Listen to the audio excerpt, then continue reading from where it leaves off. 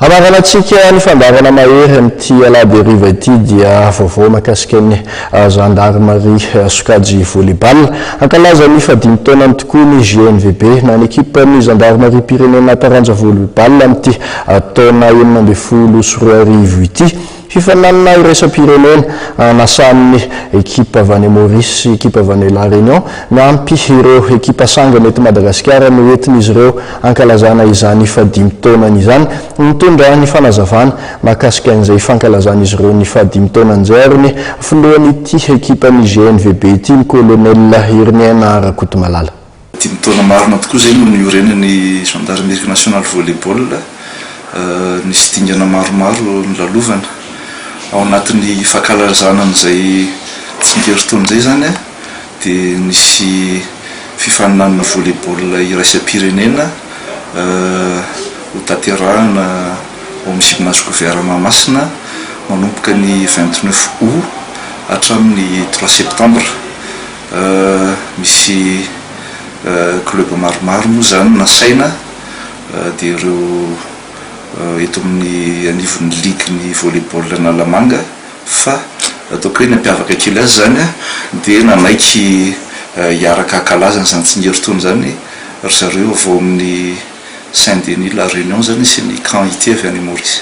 5 taona no nitsanganan'ny GNVB, inona ny tena hoe zavatra nisongadina atao anatin'izay 5 taona zay?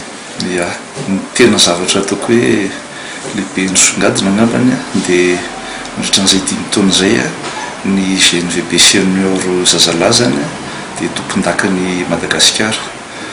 Anisan'ny tena zavatra ataoko hoe lehibe ihany koa zany ny nananganana ny sekoly mampianatra volleyball, école de volleyball zany nanomboka tamin'ny 2011 dia efa misy vokatra zany satria raha atao hoe tamin'ity tompolalovana 2016 dia efa tompon-dakan'ny ligue Analamanga zany ny benjamin masculin, minima masculin, ny benjamin zazavavy.